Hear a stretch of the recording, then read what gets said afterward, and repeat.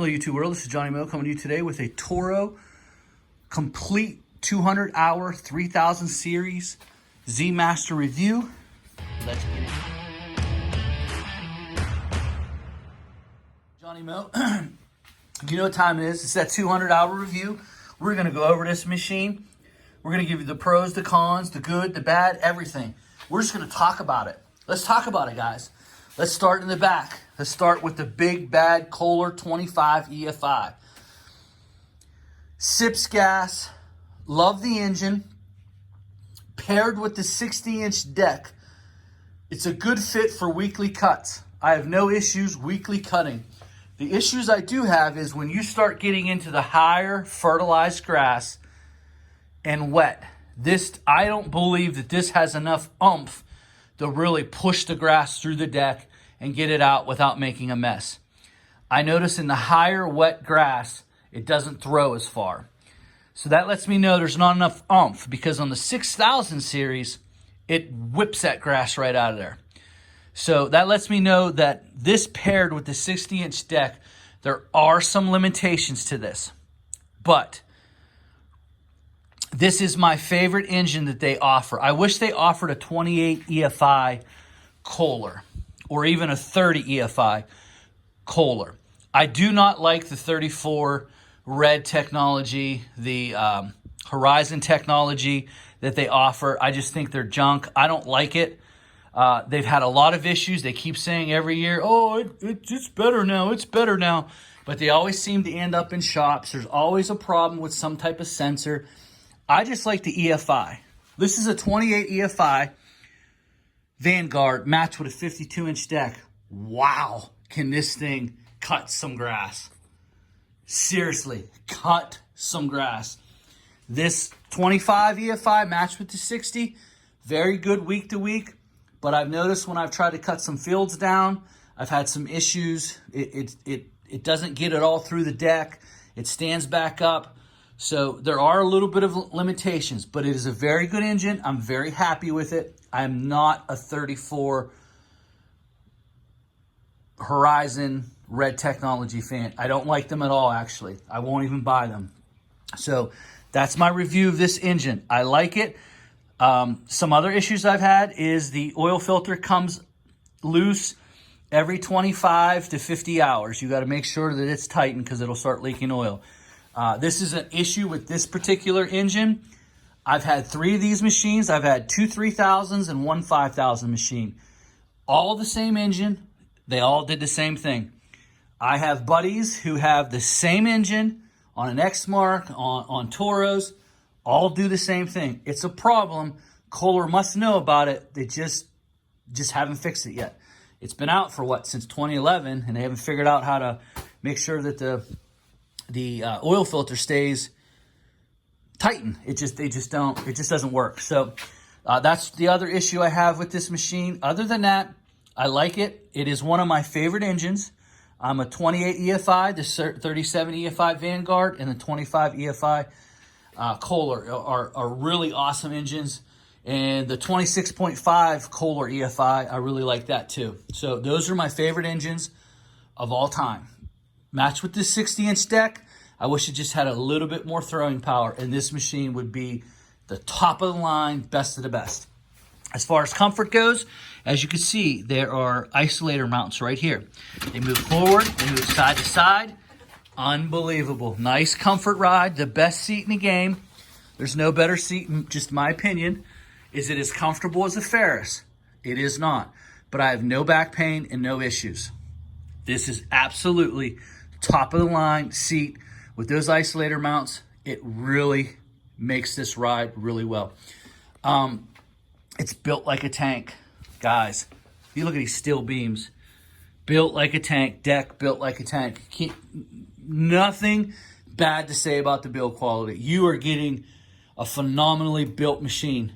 No maintenance on it, basically, just oil changes. It is 200 hours right now. There's very little grease points, maybe 2 in the whole machine. 200 hours right there.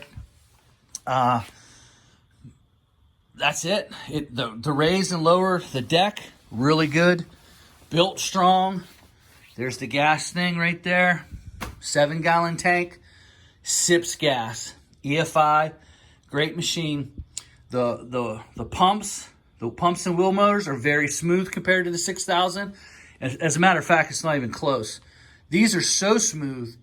It's quick, it's fast. The Hillside stability is the best I've ever had on any mower. The zmaster it's not even close. It's not even close. There's nothing that I have that can do heels like this. It just sticks to the side of the heel.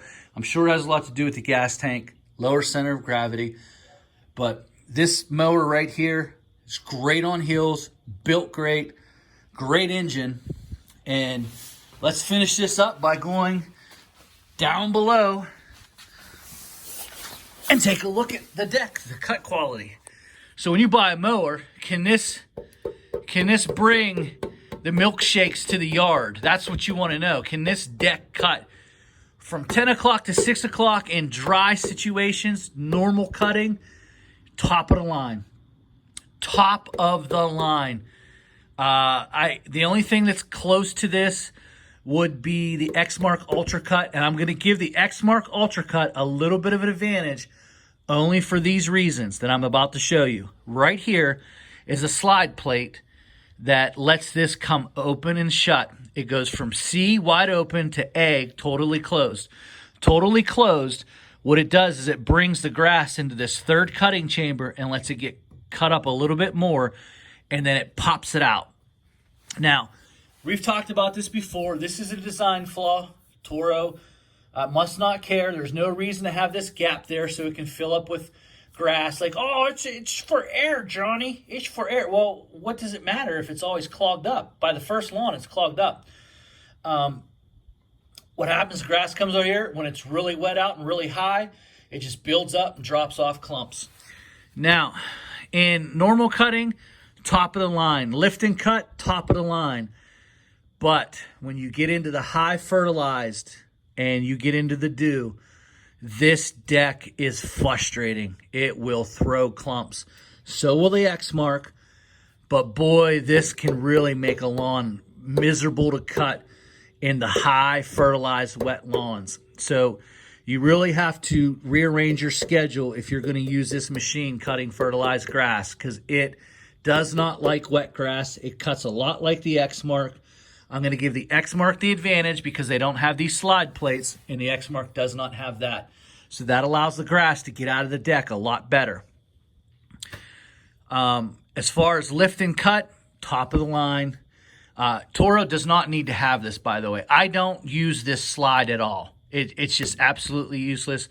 Even in the dry summer times, this still does a great job of lifting and cutting the grass. It does not just push grass over like other decks do.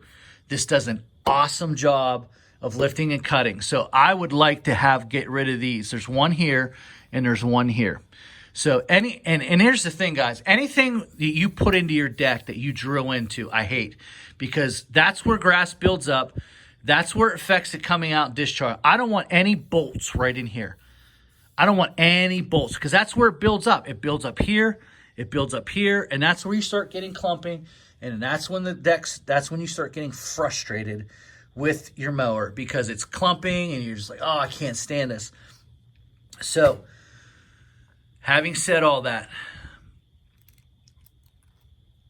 this is one of my favorite models of mowers. I've narrowed it down to the 2100 series of the Ferris 2100 series with the 28 EFI. I don't like the bigger models because they're just too heavy. So I like this model, the 3000 series. I like the 5000 series because it's basically the same thing. Same engine, same pump, same deck, same everything, except for the 5000 offers a little bit bigger gas tank, and it has flat free fronts, which is a nice option. But if you're going to buy this deck, you have to realize that this could be an issue. If you're cutting a lot of morning wet grass, this and the Exmark are they just don't like it. It just makes clumps and messes it up. I felt like I could clean up the lawn a little bit better in the morning with an Exmark than I could with this. The best mower that I've used in the lawn in wet grass situations, the Ferris ICD deck with the small fin blades on it. I just felt like in those situations, that mower did better than this. But when it came to just normal cutting, high grass, dry situations, I've not found anything that can touch this. Not one mower. The striping of this is excellent. There's only one mower that stripes better, and that's Skag. I think the Exmark and the Toro are just the second best striping mower. I love how it stripes. No issues with striping at all. Excellent striping mower. Great cutting. But remember, that wet grass, dewy, high, wet, you are not going to want to cut grass in the morning unless you got a really crappy, thin lawn. Then this mower actually does pretty good in the wet situation. But if you got a thick, fertilized lawn, this ain't your mower, buddy. It's not your mower at 8 o'clock in the morning, and that's the first lawn you're cutting. You better wait till about 2 o'clock when it's nice and dried out. But that's my time. I'm going to change the oil in this. I'm going to clean this deck and get it ready for tomorrow. And hopefully you enjoyed this. If you have any questions about this mower, put it down in the comment section. And guys, give this video a like. Let's pump it up. I still haven't got to my 200 likes. I'd appreciate if you'd help me get to 200 likes. See you guys.